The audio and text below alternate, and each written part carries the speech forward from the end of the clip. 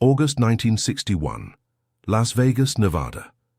The Sands Hotel Copa Room was filled with over 500 guests dressed in tuxedos and evening gowns, the cream of American high society, who had paid premium prices to witness a night of entertainment that would become legendary for reasons no one anticipated when the curtains first parted.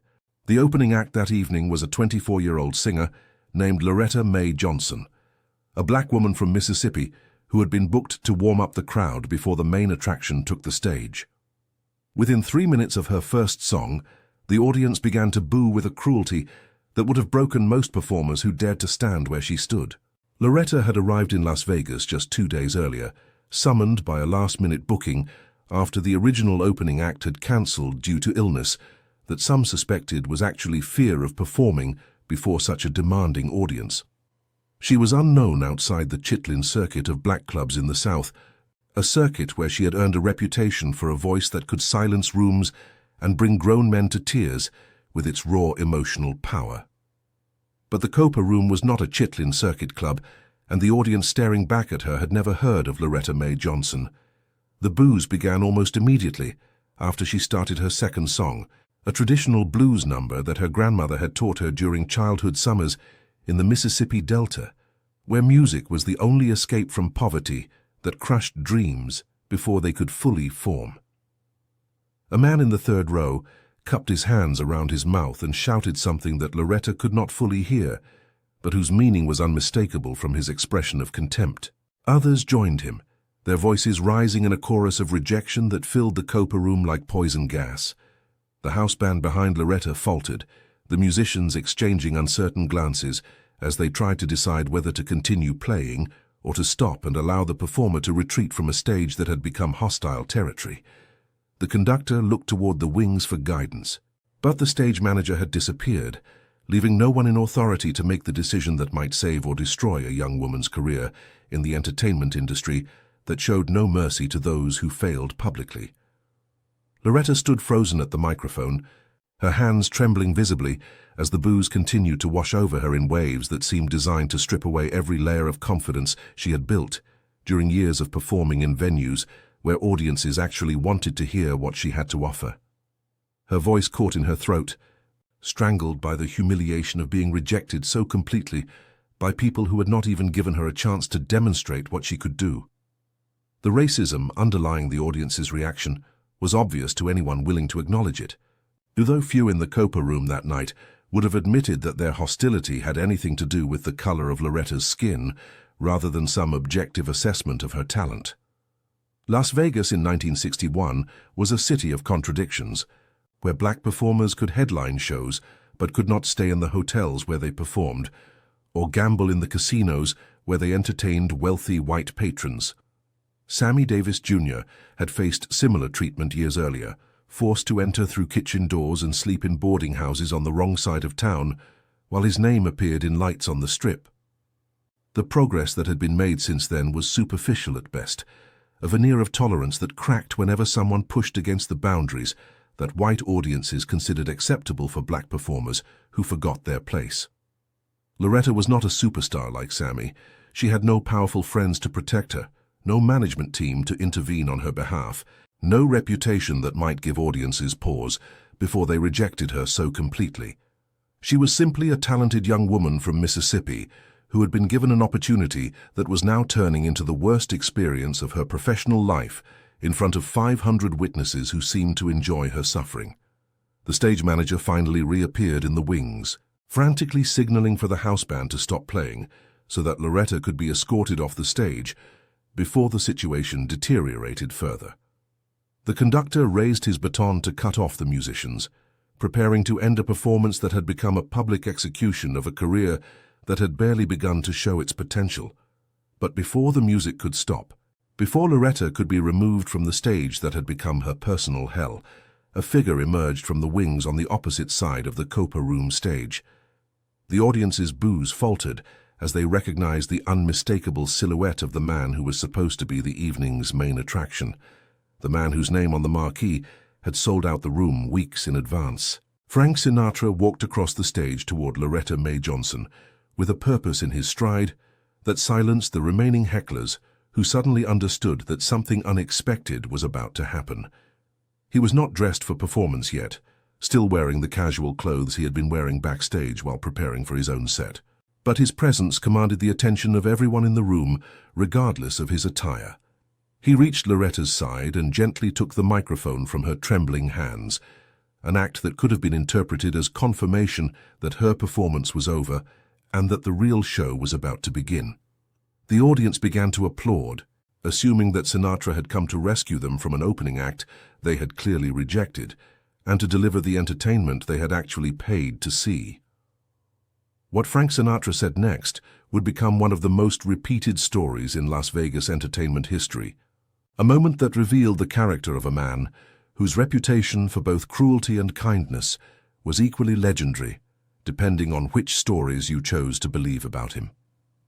He raised the microphone to his lips and spoke in a voice that carried to every corner of the Copa room without amplification, a voice that had been trained to command attention and that now used that power to deliver a message that would change Loretta Mae Johnson's life forever. He said that if anyone in the audience had a problem with the lady standing next to him, they had a problem with him, and they were welcome to leave right now and never come back to any venue where Frank Sinatra performed. He said that he had been listening from backstage and that Loretta Mae Johnson had one of the finest voices he had heard in 20 years in the business. He said that anyone who could not recognize that was a fool whose opinion meant nothing to him or to anyone else whose judgment mattered in the world of music. Before continuing with this investigation, make sure you subscribe to this channel and hit that notification bell. What happened in the Copa room of the Sands Hotel in August 1961 involves one of the most powerful moments in Las Vegas entertainment history. A young black singer who was nearly destroyed by racism, and the one thing Frank Sinatra said that silenced an entire room and changed a life forever. By the end of this story, you will understand why this night became legendary, and why Loretta Mae Johnson never forgot the man who stood beside her when everyone else wanted her gone. Loretta Mae Johnson had been born on March 15, 1937, in Clarksdale, Mississippi, a town that sat at the crossroads of Highway 61 and Highway 49, a junction that blues mythology claimed was where Robert Johnson had sold his soul to the devil in exchange for his supernatural musical abilities. Whether or not that legend was true, something in the water and soil of Clarksdale seemed to produce voices of extraordinary power, and Loretta had inherited whatever gift the Delta bestowed upon its children. Her father had died before she was born, killed in an accident at the Cotton Gin, where he worked alongside other black men, whose labor built fortunes for white owners who paid them barely enough to survive. Her mother raised 5 children alone, taking in laundry and cleaning houses for white families who never learned her first name but called her by whatever term they found convenient for the help. Loretta discovered her voice in church, the First Baptist congregation, where her grandmother led the choir with a contralto that could shake the wooden rafters and bring the congregation to its feet during Sunday services that lasted for hours. By the age of 6, Loretta was singing solos that drew visitors from neighboring towns who had heard about the child with the voice of an angel trapped in a world that offered little opportunity for angels of any color. The Chitlin circuit beckoned when Loretta turned 18, a network of black-owned clubs and theaters stretching across the South, where performers like her could find audiences who appreciated their talent without the complications that came with trying to cross racial barriers that remained firmly in place, despite whatever progress the newspapers claimed was being made. She spent 6 years on that circuit, traveling from Memphis to Atlanta to New Orleans, in buses that broke down regularly, and staying in boarding houses that ranged from merely uncomfortable to genuinely dangerous. The money was terrible, the conditions were worse, but the experience of performing night after night for audiences who understood her music shaped Loretta into an artist whose emotional authenticity could not be faked or taught. The booking at the Sands Hotel came through a chain of connections that Loretta never fully understood, a last-minute opportunity that her manager presented as the break they had been waiting for since she first signed with him 3 years earlier. He failed to mention that the original booking had been for a white singer, or that the audience at the Copa room might not welcome a black woman as their opening act regardless of her talent. Loretta arrived in Las Vegas with hope, that blinded her to the warning signs that more experienced performers would have recognized immediately. The way the hotel staff looked at her when she checked in, the isolation of her room far from the main building, the absence of any representative from the Sands Entertainment division to welcome her or explain what was expected during her performance. She had rehearsed with the house band that afternoon, musicians who played her charts competently, but without the enthusiasm that performers rely upon to build energy during live shows. The conductor had been polite but distant, offering no feedback on her song selection or suggestions for how to connect with the Copa Room audience that would judge her in just a few hours. The dressing room assigned to her was small and poorly equipped, located at the end of a hallway that felt deliberately distant from the main backstage area where the real stars prepared for their performances. She applied her makeup in a cracked mirror, trying to summon the confidence that had carried her through hundreds of shows on the Chitlin circuit, but that seemed to be abandoning her in this unfamiliar environment. Frank Sinatra had not known about Loretta Mae Johnson before that night, had not specifically requested her as his opening act, or even approved the booking that had brought her to the Sands Hotel. He learned of her existence only when he arrived backstage and heard her voice drifting through the walls of his dressing room, a voice that made him stop what he was doing and listen with the attention of a man who had spent his life studying the art of singing. What he heard was remarkable, a voice that combined technical ability with emotional depth in ways that most singers could never achieve, regardless of how many years they trained or how many performances they gave. He walked toward the source of the sound, curious to see who possessed such a gift and why he had never heard of her before, despite his encyclopedic knowledge of vocal talent in the American music industry.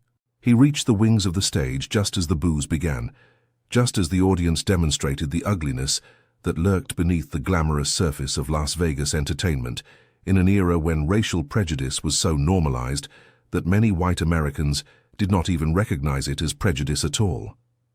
Sinatra watched as Loretta's face crumbled under the assault of rejection from an audience that had decided to hate her before she had sung a single note, their judgment based on nothing more than the color of her skin and their expectation that opening acts should look like them, rather than like the help they employed to clean their houses and serve their meals.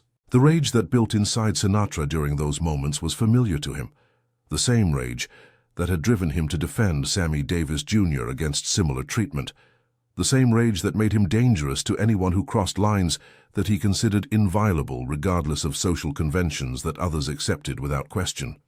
He could have stayed backstage, could have waited for the disaster to end, and then performed his own set as if nothing had happened, leaving Loretta to deal with the consequences of a booking that should never have been made without proper preparation and protection.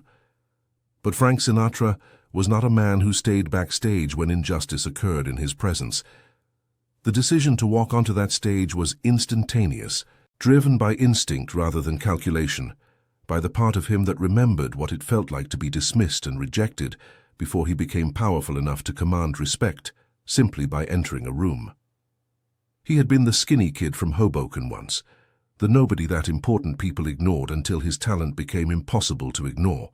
After Sinatra's declaration of support, the Copa Room fell absolutely silent, 500 people holding their breath as they processed what had just happened and calculated the implications of the most powerful man in entertainment taking such a public stand on behalf of an unknown black singer from Mississippi. Sinatra turned to Loretta, who stood beside him with tears streaming down her face, and spoke quietly enough that only she could hear what he said.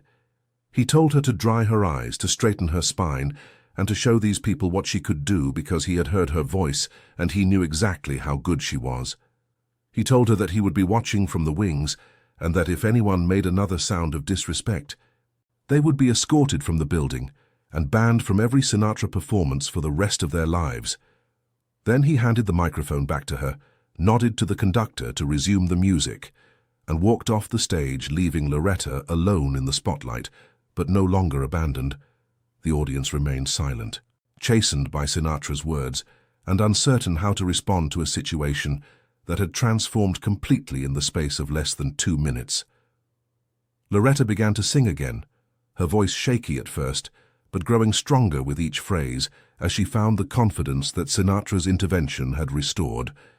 The song was a ballad, a slow and mournful piece about loss and longing that allowed her voice to demonstrate its full emotional range without the need for technical pyrotechnics that might have seemed like desperation. By the end of the first verse, the audience had begun to listen rather than merely endure. By the end of the second verse, some were nodding along with the music.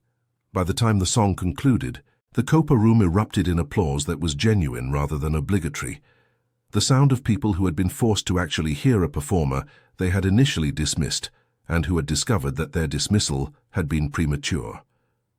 Loretta performed 3 more songs that night, each one building on the momentum that Sinatra's intervention had created, each one demonstrating more fully the talent that had been hidden by the audience's initial prejudice. When she finally left the stage, the applause followed her into the wings where Frank Sinatra stood, waiting with an expression that combined satisfaction with something that looked almost like paternal pride. He told her that she had done well, that she had shown those bastards what she was made of, and that he wanted to talk to her after his own performance about her future in the music industry. Then he walked onto the stage to begin his set, leaving Loretta standing in the wings with her heart pounding and her mind racing with possibilities that had seemed impossible just 30 minutes earlier. Sinatra's performance that night was described by critics as one of his finest, infused with an energy that seemed to come from somewhere deeper than his usual professionalism. He dedicated one song to the lady who had opened for him, a dedication that drew applause from an audience that had transformed its attitude completely under the pressure of his disapproval. After the show, true to his word, Sinatra invited Loretta to his dressing room for a conversation that lasted nearly 2 hours, while handlers and well-wishers waited impatiently outside for access to the star, who had more important matters to attend to that evening. He asked about her background, her training, her experience on the Chitlin circuit that he knew produced some of the finest vocal talent in America, despite being invisible to mainstream white audiences. He listened with the attention of a man who understood talent and who recognized in Loretta something rare that deserved cultivation rather than neglect. The offer he made that night was life-changing. He would speak to his contacts at Capitol Records about arranging an audition for Loretta, would use his influence to open doors that would otherwise remain closed to a black singer without powerful friends in an industry that remained deeply segregated despite surface progress. Loretta accepted with a gratitude that she struggled to express in words adequate to the magnitude of what was being offered. She had arrived in Las Vegas hoping merely to survive her opening slot without embarrassing herself. She was leaving with the personal backing of the most powerful man in American entertainment. The audition at Capitol Records took place 3 weeks later, arranged through channels that only someone of Sinatra's stature could have activated on behalf of an unknown artist. Loretta performed for executives who had been instructed to give her serious consideration and who discovered that the instruction was unnecessary because her talent spoke for itself once given the opportunity to be heard. The recording contract that followed was modest, but represented everything that Loretta had dreamed about during years of performing in clubs where the biggest hope was earning enough to make the next town on the circuit. Her debut album was released in 1962, featuring a mix of blues standards and original material that showcased her remarkable voice. Critics praised the album's emotional authenticity, noting that Loretta Mae Johnson possessed something that could not be manufactured or taught, the ability to make listeners feel what she felt, to transform personal pain into universal experience through the alchemy of genuine artistic expression. Sinatra attended the album release party, his presence lending credibility to a new artist who might otherwise have been overlooked by an industry that valued established names over emerging talent. He introduced her to people who mattered, spoke about her voice with the authority of someone whose opinion was considered definitive on such matters. The career that followed was not legendary in the way that some of her contemporaries achieved, but it was respectable and fulfilling in ways that Loretta had stopped believing possible during the dark early years when the Chitlin circuit seemed like the only path available to someone who looked like her. She recorded 8 albums over the following 2 decades, toured internationally, and built a following among audiences who appreciated the emotional depth that had first caught Sinatra's attention when he heard her voice drifting through the walls of his dressing room at the Sands Hotel. The civil rights movement transformed America during the years of Loretta's career, opening doors that had been firmly closed when she first arrived in Las Vegas, expecting to be booed off the stage by people who could not see past the color of her skin. She witnessed the changes with a mixture of hope and wariness, born of experience. Sinatra remained a presence in her life throughout the following decades, not as a constant companion, but as a guardian angel who appeared at crucial moments to offer support or advice, or simply the reminder that someone powerful believed in her talent and her worth as an artist and a human being.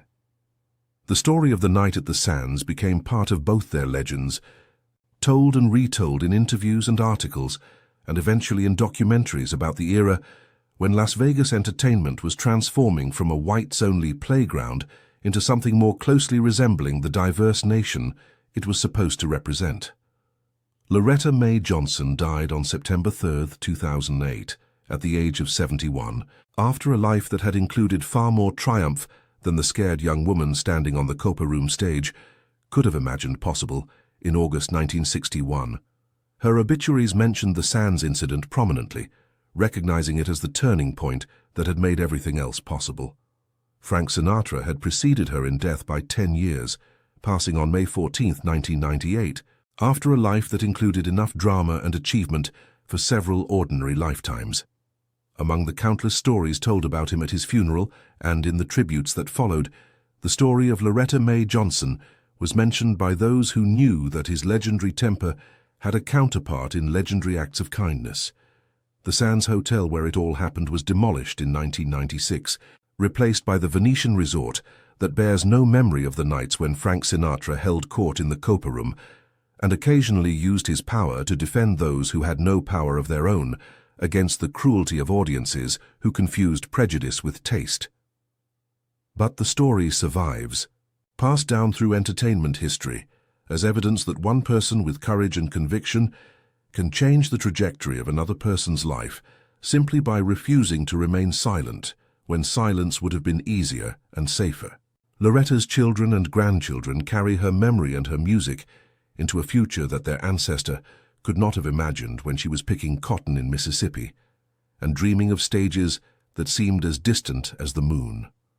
They know the story of the night their mother was saved by Frank Sinatra, and they tell it to their own children as a reminder of what becomes possible when someone with power chooses to use it for good. The Copa Room stage where Loretta stood trembling under the weight of an audience's hatred no longer exists in physical form, but it endures in the stories that connect past to present and remind us that progress is never inevitable and always requires individuals willing to stand against injustice even when standing alone. The recording industry that Loretta navigated during her career was slowly transforming during the 1960s, opening opportunities for black artists that had been unimaginable just a decade earlier. Motown was changing the sound of American popular music, and artists like Loretta benefited from the doors that Berry Gordy and others were pushing open. Sinatra's intervention at the Sands became a story that other black performers shared among themselves, evidence that at least some white artists with power were willing to use it in defense of colleagues who faced discrimination simply for existing in spaces where they were not expected or welcomed. Sammy Davis Jr. heard about the incident and called Sinatra to express his gratitude for standing up for someone who had no one else to stand up for her. Sammy understood better than most what Loretta had experienced, having faced similar treatment before his own talent, and Sinatra's friendship had made him untouchable. The house band musicians who had played behind Loretta that night later described the transformation they witnessed when Sinatra walked onto the stage and silenced the crowd with words that left no room for interpretation or negotiation. They had seen him angry before, but never in defense of someone he had just met. The Copa Room audience that night included several entertainment journalists who would write about what they had witnessed in columns that spread the story beyond Las Vegas into the broader consciousness of an industry that was watching to see how racial barriers would be navigated in the coming years. Loretta's manager, who had failed to prepare her for what she might face at the Sands, found himself excluded from her subsequent career as Sinatra's people took over management of an artist whose potential they recognized and whose development they intended to oversee properly. The album that Loretta recorded for Capitol included liner notes written by Sinatra himself, a rare endorsement that signaled to anyone in the industry that this was an artist who had powerful backing and should be treated accordingly by radio programmers and concert bookers. Her voice matured over the years, gaining depth and complexity that complemented the raw emotional power she had always possessed. Critics noted that she became more technically accomplished without sacrificing the authenticity that had first caught Sinatra's attention through the walls of his dressing room. The relationship between Loretta and Sinatra remained professional rather than personal, a mentorship based on mutual respect for each other's talent rather than the closer friendship that might have developed under different circumstances. He had given her a career. That was enough for both of them. When Sinatra retired briefly in 1971, Loretta was among those who attended his farewell concert, sitting in seats reserved for people whose presence meant something beyond the commercial value of celebrity attendance. She wept during his final songs, mourning the retirement of a man who had changed her life. His return to performing 2 years later delighted her as it delighted millions of fans who had not been ready to say goodbye to The Voice. She attended several of his comeback concerts, watching from audiences that now included her as a recognized artist rather than an unknown opening act. The final conversation between Loretta Mae Johnson and Frank Sinatra took place in 1995, 3 years before his death, when she visited him at his Palm Springs home to thank him one more time for everything he had done for her, 34 years earlier, in a moment of moral courage that had cost him nothing but had given her everything. Sinatra, aged and weathered by the years, remembered that night at the Sands as one of the moments in his life when he had acted purely on instinct, driven by a rage against injustice that had defined him since childhood in Hoboken, where his own family had faced discrimination as Italian immigrants in a country that did not always welcome outsiders with dark hair and foreign names. The morning after the Copa Room incident, Las Vegas woke to whispered conversations in casino hallways and hotel lobbies about what had transpired at the Sands the previous evening. The entertainment community was small enough that news traveled fast, and by noon, every performer scheduled to work on the Strip knew that Frank Sinatra had publicly defended a black singer against a racist audience. The reaction within the industry was mixed in ways that revealed the deep divisions that still existed beneath the surface of supposed progress. Some praised Sinatra for his courage, recognizing that his intervention had required him to risk his relationship with an audience that paid handsomely for his performances. Others quietly criticized him for making a scene that could have been avoided if he had simply let the opening act fail and moved on with his own show. Loretta spent that morning in her hotel room, still processing the events of the previous night and uncertain what the future held now that she had experienced both the worst and best that Las Vegas had to offer within the span of a single evening. The phone rang repeatedly with calls from her manager, from journalists seeking interviews, and from other performers offering congratulations and solidarity. The black community of Las Vegas, largely invisible to the tourists who came to gamble and see shows, embraced Loretta as a symbol of the struggles they faced daily in a city that exploited their labor while denying them basic dignity. She received invitations to sing at churches and community gatherings, requests that she accepted whenever her schedule permitted. Sammy Davis Jr. arranged a private meeting with Loretta at his home 3 days after the incident, wanting to share his own experiences navigating the entertainment industry as a black performer and to offer advice that might help her avoid some of the pitfalls that had marked his own journey to success. The conversation between Sammy and Loretta lasted for hours, covering topics that ranged from the practical mechanics of career management to the psychological challenges of performing for audiences that might reject you for reasons that had nothing to do with your talent. Sammy spoke with the authority of someone who had survived everything the industry could throw at him. He warned her about managers who would try to exploit her newfound visibility, about producers who would promise opportunities they never intended to deliver, and about the loneliness that came with being one of very few black faces in rooms full of white executives who saw her as a commodity rather than an artist with her own vision and voice. Loretta listened with the attention of someone who understood that the advice being offered was precious.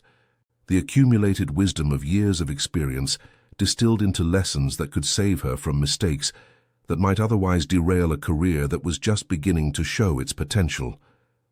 The audition at Capitol Records took place in their Los Angeles studio, a space that had hosted some of the most legendary recording sessions in music history. Loretta arrived early, spending time in the hallway studying the gold records displayed on walls that testified to the label's role in shaping American popular music. The executives who gathered to hear her perform had been briefed by Sinatra's representatives about his expectations for how this audition should be conducted. They understood that the outcome had been predetermined in some sense, that Sinatra's endorsement carried weight that made rejection nearly impossible without risking his displeasure. But when Loretta began to sing, the executives discovered that Sinatra's endorsement was not merely political favor being called in. The voice that filled the studio was extraordinary, an instrument of remarkable power and emotional depth that validated every claim Sinatra had made about the talent he had discovered in the chaos of the Copa room. The contract negotiations that followed were more favorable than Loretta had dared to hope. Reflecting both Sinatra's influence and the genuine enthusiasm of executives who recognized commercial potential beyond mere favor to a powerful ally. She would record her debut album with top-tier production support and marketing resources. The recording sessions began in January 1962, a process that challenged Loretta in ways that her years on the Chitlin circuit had not prepared her for. The technical demands of studio recording were different from the spontaneous energy of live performance, requiring a discipline that she had to develop quickly. The producer assigned to her album was a veteran who had worked with some of the biggest names in music and who approached Loretta's project with the same professionalism he would have brought to any major label release. He pushed her to explore the full range of her capabilities, refusing to accept anything less than her best. The musicians who played on the sessions were among the finest in Los Angeles, studio professionals whose credits included albums that had sold millions of copies. They treated Loretta with respect from the first day, recognizing her talent and welcoming her into a community that valued excellence above all other considerations. Sinatra visited the studio once during the recording process, appearing unannounced to check on the progress of an album that bore his implicit endorsement. He listened to playback of several tracks, nodded his approval, and left without fanfare after speaking briefly with Loretta about his satisfaction with what he had heard. The album was completed in March 1962 and scheduled for release in May, timed to coincide with the beginning of the summer touring season when audiences would be most receptive to new artists. The marketing campaign emphasized Loretta's story, the discovery at the Sands, and the endorsement of Frank Sinatra. Critics who received advance copies responded with reviews that ranged from enthusiastic to respectful, acknowledging the emotional power of Loretta's voice, while noting that her style did not fit neatly into existing categories. She was not quite jazz, not quite blues, not quite pop, but something uniquely her own. The album sold modestly but steadily through the summer of 1962, building an audience through radio play and word of mouth, rather than explosive commercial success. Loretta was learning that careers were built over years rather than weeks, and that patience was as important as talent in the long journey toward recognition. The foundation that Sinatra had provided gave Loretta the platform she needed to develop as an artist, without the desperate scrambling for attention that destroyed so many promising careers before they could mature. She had time to grow, to experiment, to find her authentic voice within the commercial demands of the recording industry that often valued formula over originality. Rest in peace, Loretta Mae Johnson. Your voice deserved to be heard, and thanks to one man's decision to grab a microphone and say one thing, it was heard by audiences who learned to appreciate what they had initially rejected. And rest in peace, Francis Albert Sinatra. The voice that defined an era also spoke that night in defense of a stranger whose only crime was being black, in a room full of people who could not see past their own prejudice. What you said silenced an audience and launched a career and proved that courage can change everything in a single moment of moral clarity.